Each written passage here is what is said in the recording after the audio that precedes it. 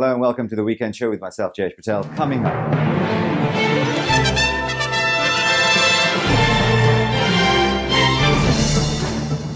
we've got young Massimo with his Italian authentic cooking, Saad with entertainment, Arun with sports news, and young Raymond for pub politics.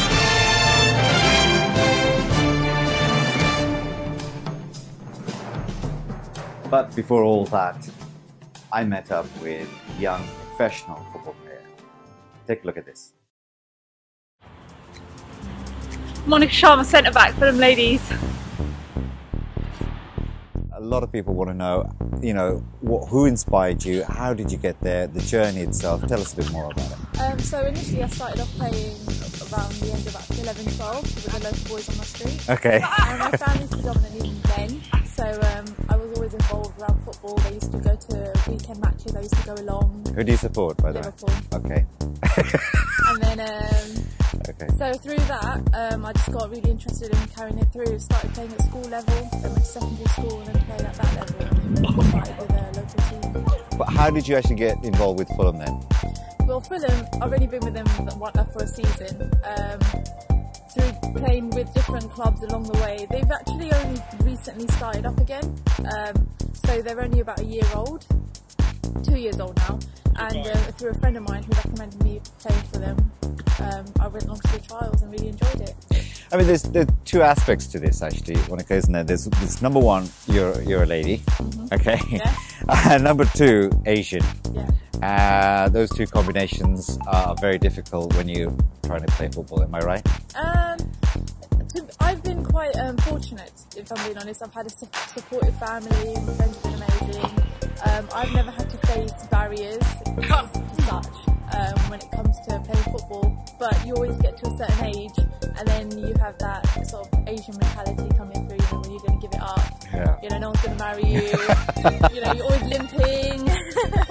But your family's supportive, right? Very supportive. Yeah, I can't say for all the other Asian girls that are out there playing, but me personally, I think I haven't had to face many barriers. So what would you give young and aspiring, Asian players, let's put it that way, okay, whether they're men or ladies, what would you say to them?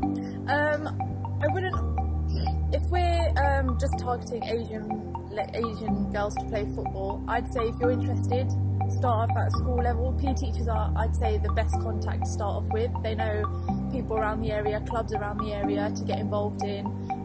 If you really want to play, they're probably your first port of contact. Excellent. Now, apparently, yeah, the producer said I'm going to play some football with you. Yeah. Are you good? I'm okay. You're okay? I'm alright. I'm quite good, actually. Yeah. Let's give it a go. Right. Now we're going to do the crossbar challenge. Oh, yes! Oh, yes!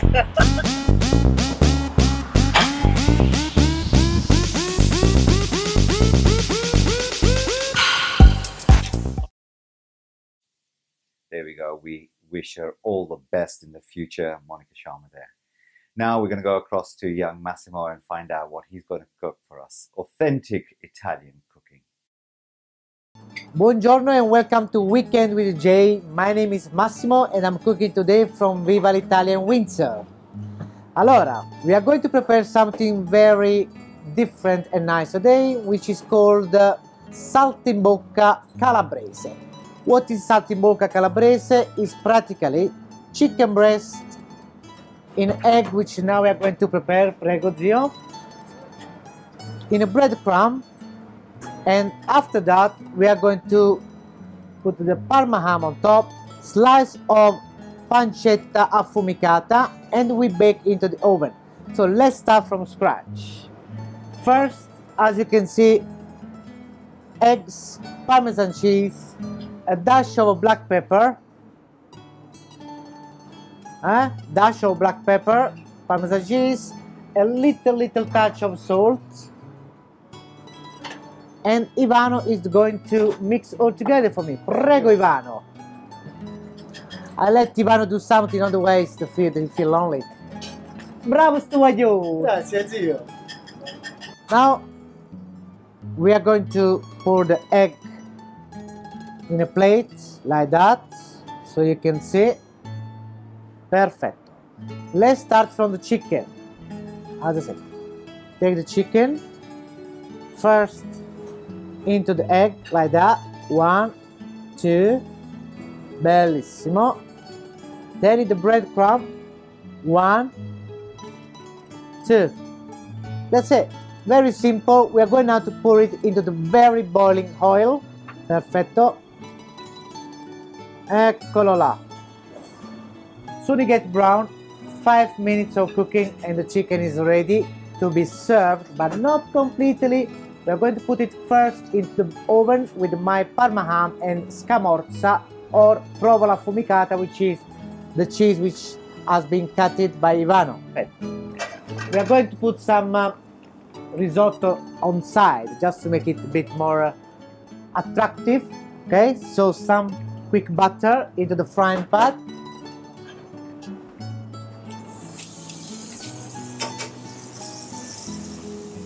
Perfetto, perfetto. Mushrooms into the butter. In the meantime, the chicken is cooking. Yeah, vai, bellissimo. Un po' di aglio. Aglio or garlic. In Italian, garlic. We say aglio. Aglio fravaglio fatturga non guaglia. Okay. Right, the first chicken is ready. Let the oil pouring nicely and going.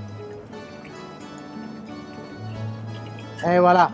We leave in the plate for a second until the other one is ready. Now we are going to prepare the chicken to be put into the oven with the Parma ham and the scamorza cheese. The chicken goes into the tray like that.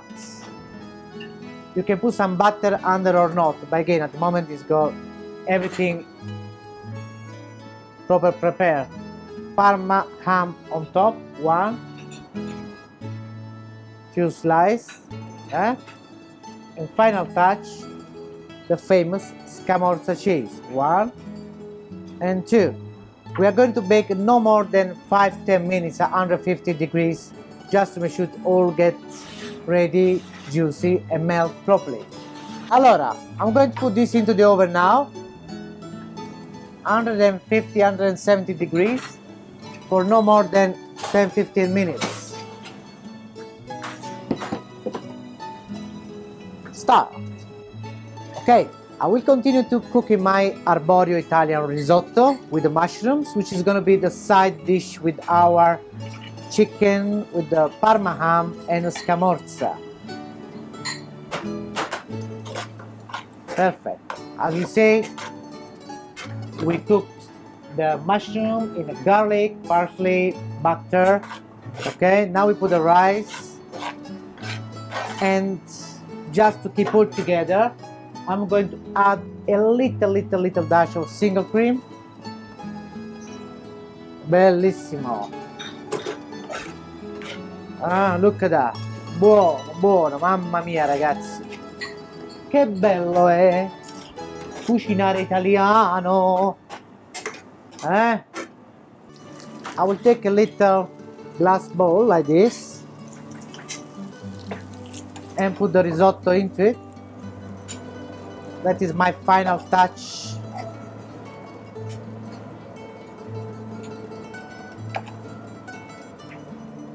Bellissimo. And now I'm going to put the rice with the mushroom into the plate. Oh, che bello. Look at that. I'm not going to take off the chicken.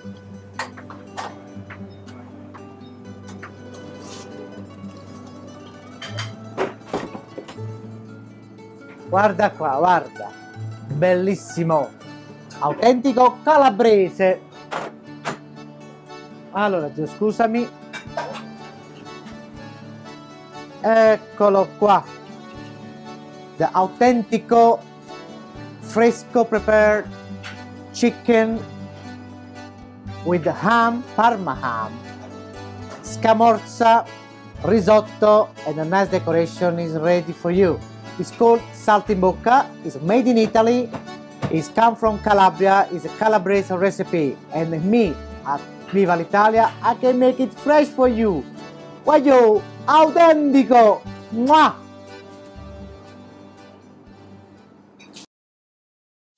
Thank you very much, Massimo.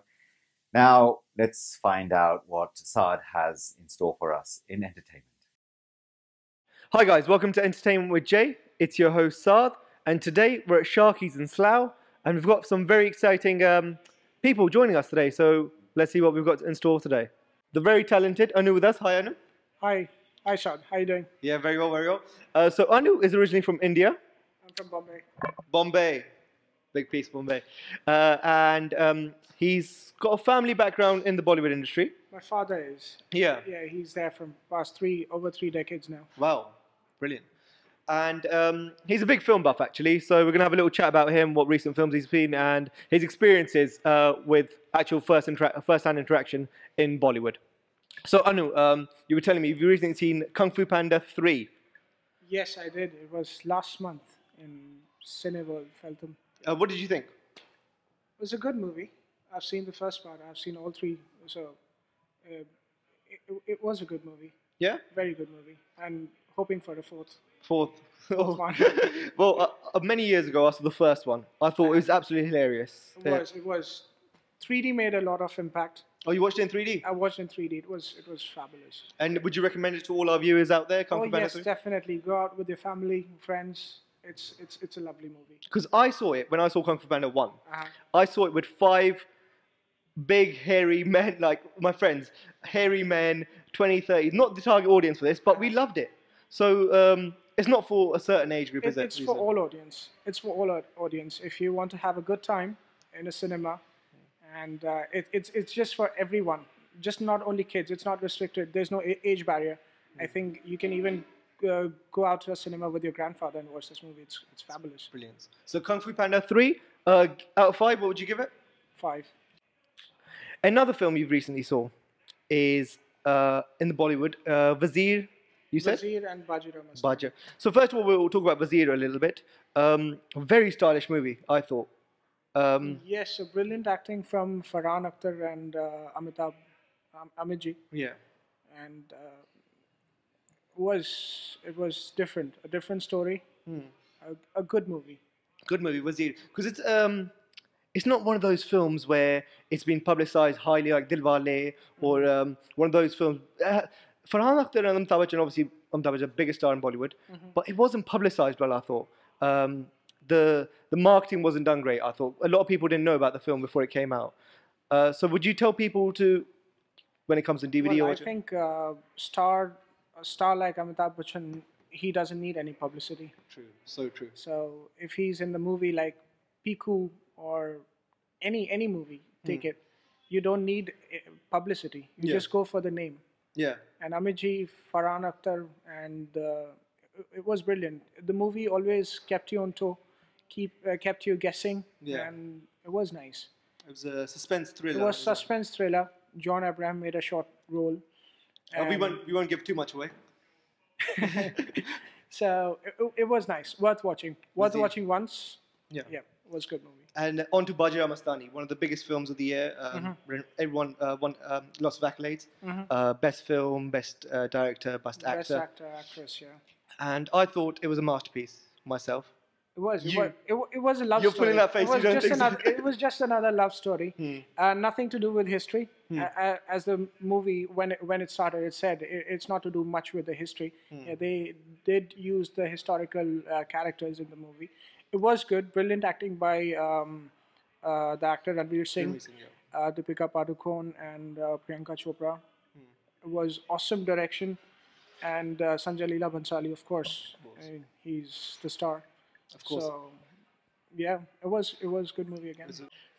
Okay, I'm going to pick your brain a little bit now. Because before the shoot, me and Anu were speaking about his experience in India. And obviously being from a film background, he's had first-hand interaction with the Bollywood industry and film sets. And this is something we all dream of doing one day. So I want to speak to you. Tell me a story. Is there anything that first time you saw a star, or any time you've been starstruck or something like that? No, the first time I went for a shooting In my father, he did a serial called Mirza Ghalib back in '87 with Gulzar Saab. He made the episode. I was a kid that time. Yeah. I do have few pictures with Gulzar Saab and He's a legend. and few other actors. Hi guys, we're joined by Jimmy, nice to meet you, and Anthony. Nice to meet you guys. You guys recently saw Batman versus Superman, Dawn of Justice. Brilliant. What did you think? To be honest, I'm not really a massive Marvel DC fan, but I just thought watch the movie upon a recommendation, and I really enjoyed it. What did you enjoy the most? If I'm being completely honest, Please be. Wonder Woman was really attractive, and that actually woke me up because I was sleepy for the first bit of the movie, and as soon as she came on, I was like, yo. This film has changed. Yeah. No, my friend, he was sleeping as well. He let out, I don't know what it was, a loud sound when she came on, which was quite embarrassing. So, Now, yeah, Wonder Woman was amazing. overall, it was a good movie. Then you see Aquaman, you see Cyborg, then you kind of get a little hint of the next movie. And what did you think about the evil guy, Lex Luthor? I thought his acting was on point. Yeah? I mean, some people didn't really like it, but I thought his acting was really on point. The way he was using the body language, facial expressions, I thought he was on point. Okay, Anthony, so what did you think? Good movie. Had his bad and good points. Batman, Alfred, definitely top notch. The only problem with the movie, it has to be Lois Lane. I'm being serious. She almost died like 3 times in the movie. I can't deal with that. Seriously, there's no point. She should just stay at home, be in bed, and that's it. Don't participate. You're not adding anything extra. Yeah, she was a thorn. Whose side was she on? Was she a baddie? She's not a baddie. She's just like, dude. Pain. She was a pain. I don't know, man. She's trying this wannabe damsel in distress. Yeah. She can't pull it off. Help! Help. Let me drown. Like, Superman, you know you're going to save me. So, yeah, it has its good points. However, it does lead up to the Justice League. You know, Cyborg, Aquaman, and Flash. Yeah. Definitely, I can't wait for Justice League. That's going to be good. Batman, he made the movie for me. The Batman. fight scene was amazing. In comparison to Christopher Nolan, I believed he was Bruce Wayne and Batman. That's big, man. Yeah. A lot of people are going to be like hating you for this, by the way. Christopher Nolan's got some hardcore fans. He doesn't care. He does not care. You won't see me again. And like your friend Jimmy, what did you think about Superwoman? Superwoman? Wonder Woman. Wonder Woman, that's the one. That's the reaction. That's it. I think that sums it all Wonder up. Woman was. Please. The main actress, terrible choice. For the Wonder Woman or? No, the actual main actress, I don't know what her name is. The The one, main actress, who you are? the damsel in distress. Lois Lane. Yeah. I don't like her figure or her face or her hair color. I don't really like her acting much either. They should have picked a much better looking woman. Yeah. And also Lex Luthor's secretary, the Asian one, they killed her off way too quickly. She was hot. She wanted to stay in the film a bit longer? I reckon she You should want have. to see her a bit longer? I want to see her a bit longer in the movie. Exactly. Yeah. So what they could have done is Wonder Woman could have played Lois Lane and the secretary She could play Wonder Woman. and Wonder Woman. That's, Please. Dude, the girl didn't say nothing in the whole movie. The Asian. Shall I leave? Shall I go? I know, but she was just attractive. Yeah, I know, but she didn't do anything. She literally walked, like, to the corridor, and that was about it. She was attractive, but then she got killed by her own boss. Like she ain't getting paid. Don't spoil it, sir. Don't spoil it. Oh, Yeah, man. Bring So, Justice League 2, bring her back. yeah, I agree. Bring her back, and the main actress needs to go. Lois Lane, you can. She needs. It's a terrible choice. That's all for today, folks. Thank you so much for tuning in. And don't forget, like, share, you know what to do. And until next time, sayonara. Thank you very much, Saad. Now over to our sports presenter, Mr. Arun Kumar. Hi guys, welcome to Sports with Jay. I'm your host Aaron, bringing you up to date with all the latest sports news. And let's start with the ICC T20 World Cup. This week saw the semi-finals take place. On Wednesday, unbeaten New Zealand took on rejuvenated England in Delhi. New Zealand batted first and got off to a great start through Monroe and Williamson. However, England were able to peg the Black Caps back in the final stages of their innings, leaving them to finish on 153 for 8. England only needed 17 overs to chase down the Kiwis' modest score, largely down to a brutal innings from England opener Jason Roy, who scored 78 of 44 balls to secure his team's place in the final. On Thursday, the second semi-final took place between India and West Indies at the Wankhede Stadium in Mumbai. India batted first and the ever-reliable Virat Kohli top-scored as the host posted a score in excess of 190. However, this was not enough to book their place in the final as the Windies chased it down to set up a match with England for the trophy. The final of the tournament will take place this Sunday at the famous Eden Gardens in Calcutta. Also this past week, there was a full list of international friendlies, which left most England fans with mixed emotions. Last Saturday, Roy Hodgson may have had his best result in his England management tenure as his side came back from 2 goals down against world champions Germany to win 3-2 in Berlin, thanks to a last-minute bullet header from Spurs' Eric Dyer. Harry Kane and Jamie Vardy also scored magnificent goals to help England to a famous win. However, on Tuesday, back at Wembley Stadium, the script did not go to as planned, as England slumped to a 2-1 defeat against the Netherlands. In other fixtures, Wales lost to Ukraine 1-0 away, Germany thumped Italy 4-1, and France defeated Russia 4-2. This week has been a bit of a whirlwind in the world of boxing after Saturday's British title fight between Nick Blackwell and Chris Eubank Jr. The two middleweights fought for the British title and the fight was finally stopped in the 10th round on the orders of the doctors, with Nick Blackwell in no condition to continue on fighting. Many thought the fight should have been stopped before, or Blackwell's team should have thrown in the towel, as it was evident that Eubank was in full control, throwing head and body shots with no reply. The boxing world has come together in support of Blackwell and his family, and heavyweight boxer David Haye will donate 10% of his ticket sales from his next fight to Blackwell. In other boxing news from the weekend, Kell Brook defeated Kevin Bizier by technical knockout within 2 rounds to retain his IBF welterweight championship.